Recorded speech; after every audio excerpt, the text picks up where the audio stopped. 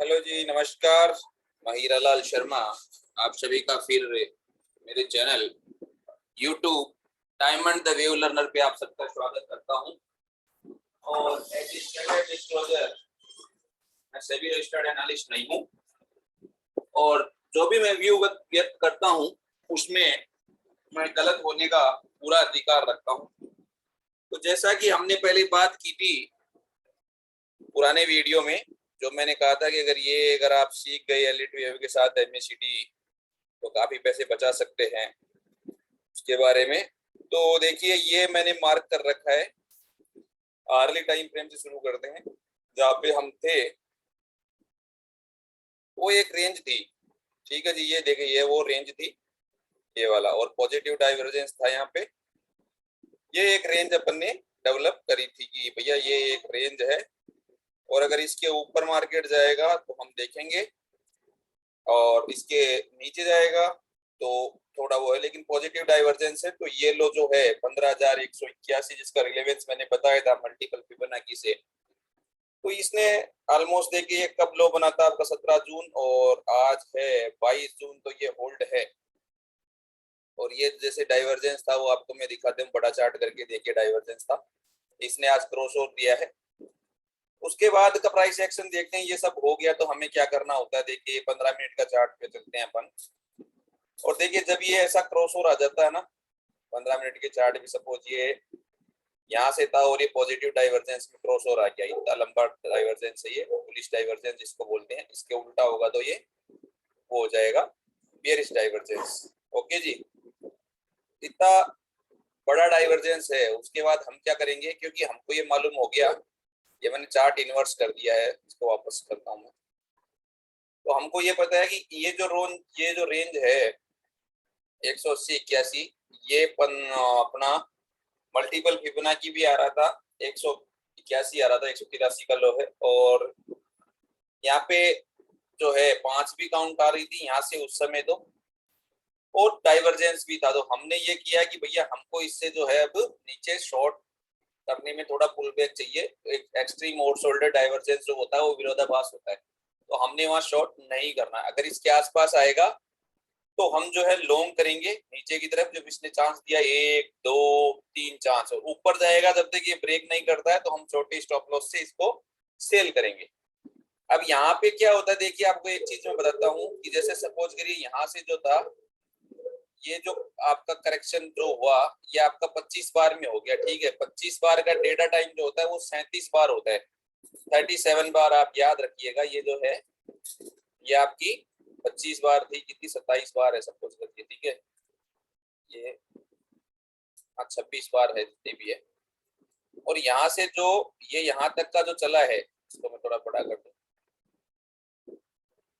यहाँ से जो यहाँ तक गया है ये करेक्शन, यहाँ तक गिन लो तो यहाँ 37 है, तो ऑलमोस्ट डेटा टाइम ले लिया था। तो मैं यहाँ पे ऐसे था कि ये मार्केट जो है ऑब्वियसली डाउन ही जाएगा, डाउन ही जाएगा। देखिए मालूम नहीं होता इसलिए बोलता हूँ, जो मैं व्यू व्यक्त करता हूँ उसमें मैं गलत होने का अधिकार रखता हूँ।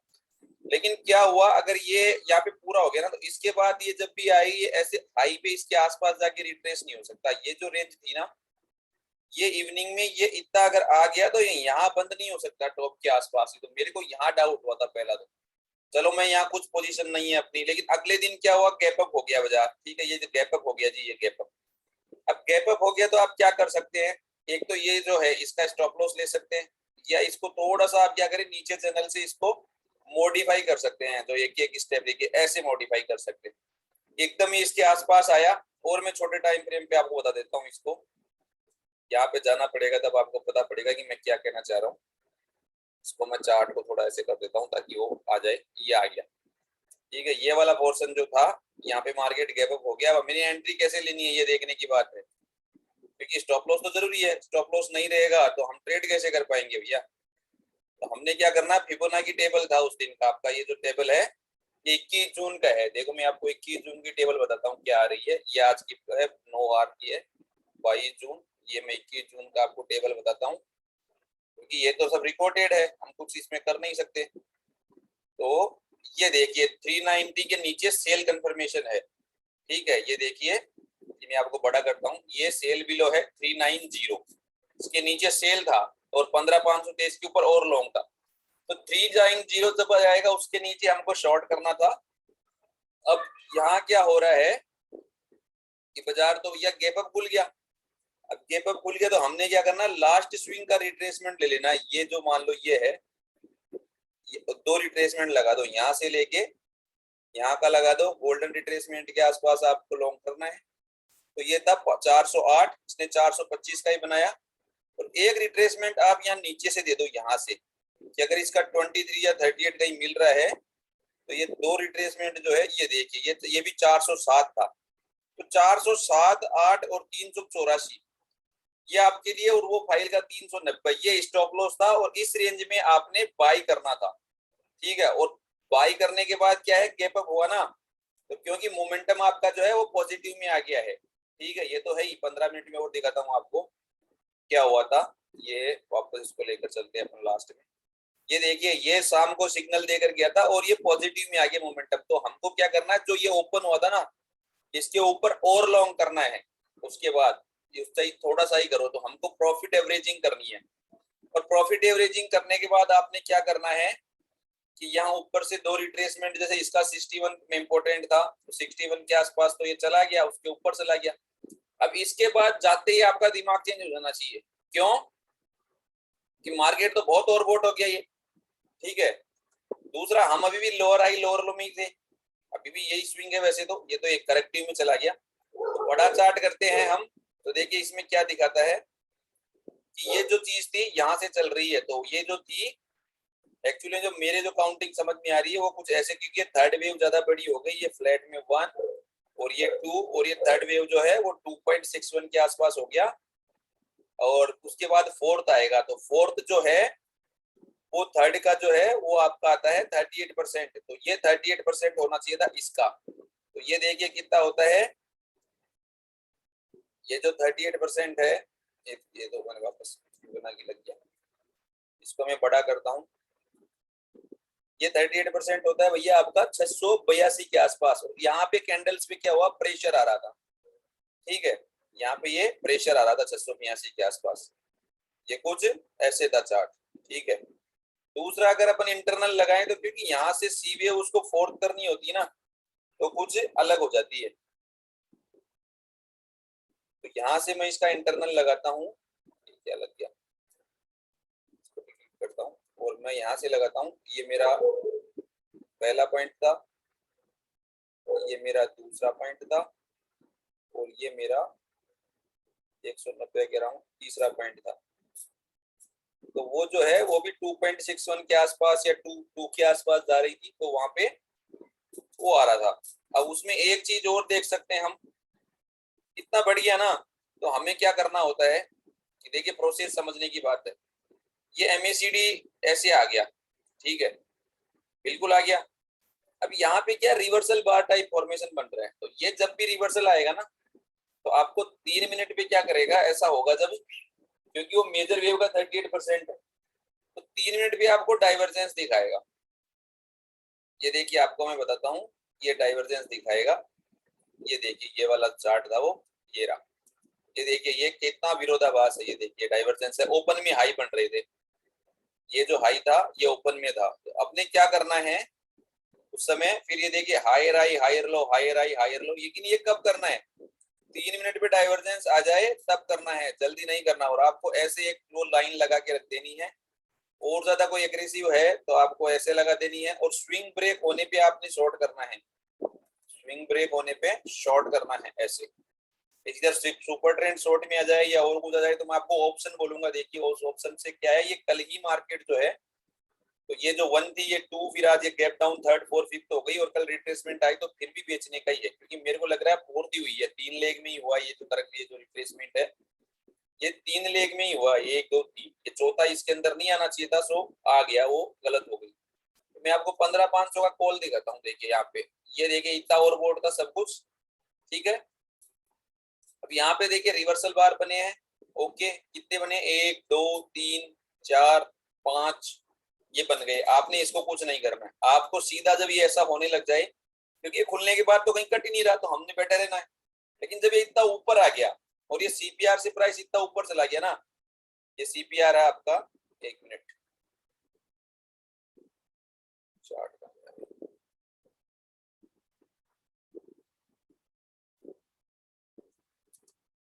ये सीपीआर है आपका, और इससे जो है प्राइस इतना ऊपर है,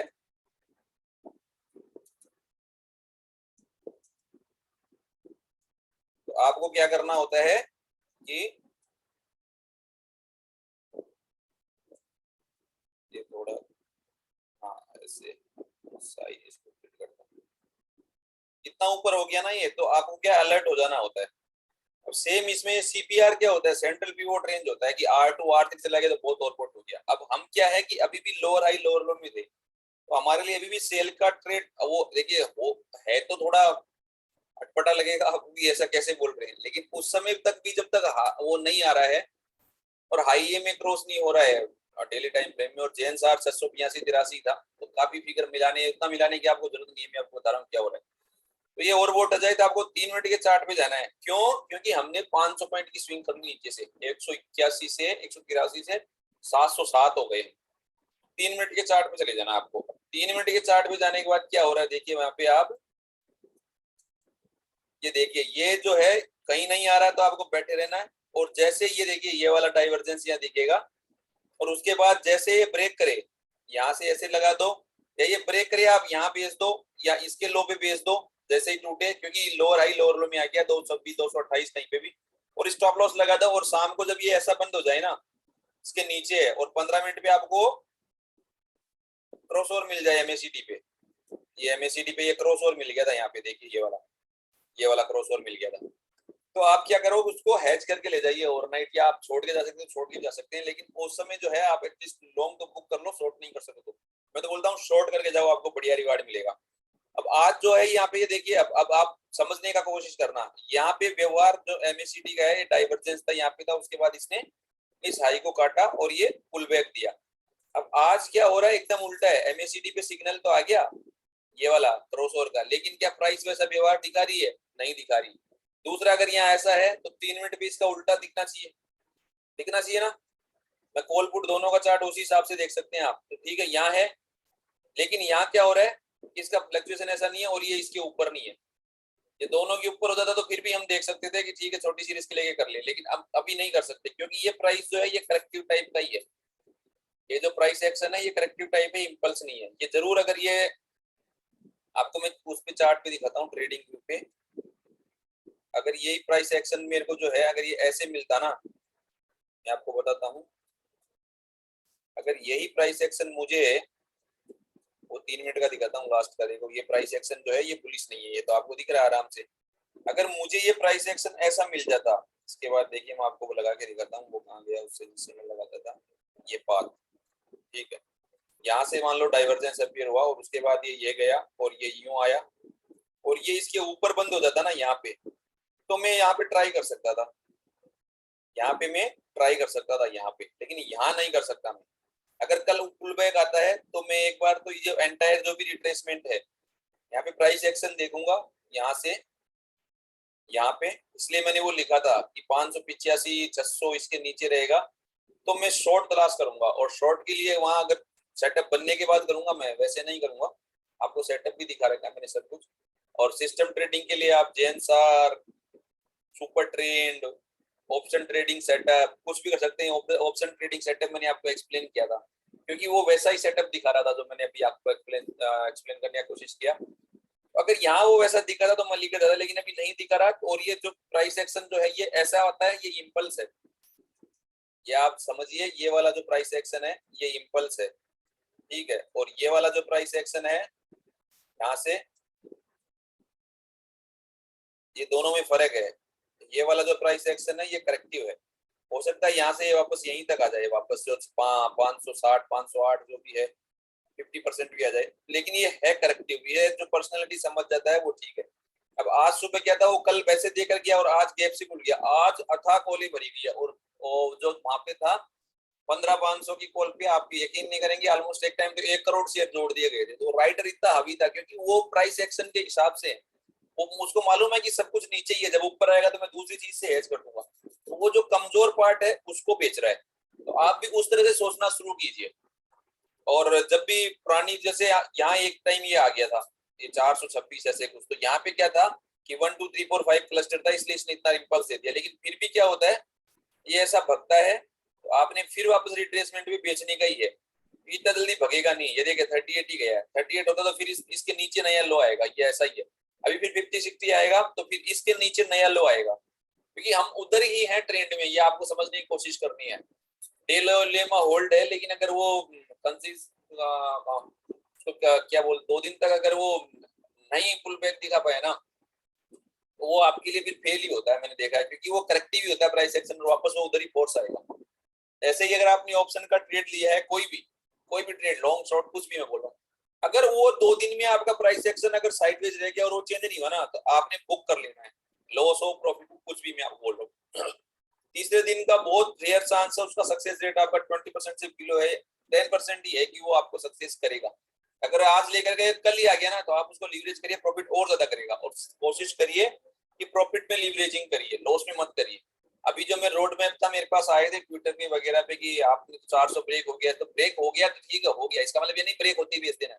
अगर वहाँ 5 का काउंट आ रहा है, 3 का काउंट आ रहा है, तो पुल बैक में बेचना है, मेरे कहने का मतलब है, ब्रेक होते ही सब कुछ नहीं करना। वो उनके लिए था कि लॉन्ग पोजीशन है। अगर सुबह भी मैंने किया है, अब आज सुबह देखिए वो वोलेटिलिटी टेबल क्या बोल रही थी, अगर आज सुबह की आप वोलेटिलिटी टेबल देखेंगे तो ये देखिए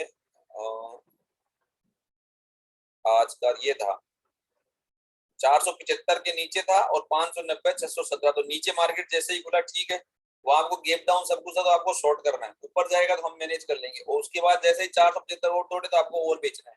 उसके बाद T3 के आसपास तक टारगेट आता है 431 399 380। नॉर्मली ट्रेंडिंग डेज नहीं होते और थोड़े से ऐसे दे तो इतने ही टारगेट होते हैं, T3 T4 तक ही होता है। और अगर मॉर्निंग में T5 T6 हो जाता है ना, तो आप रिवर्सल भी देख सकते हैं।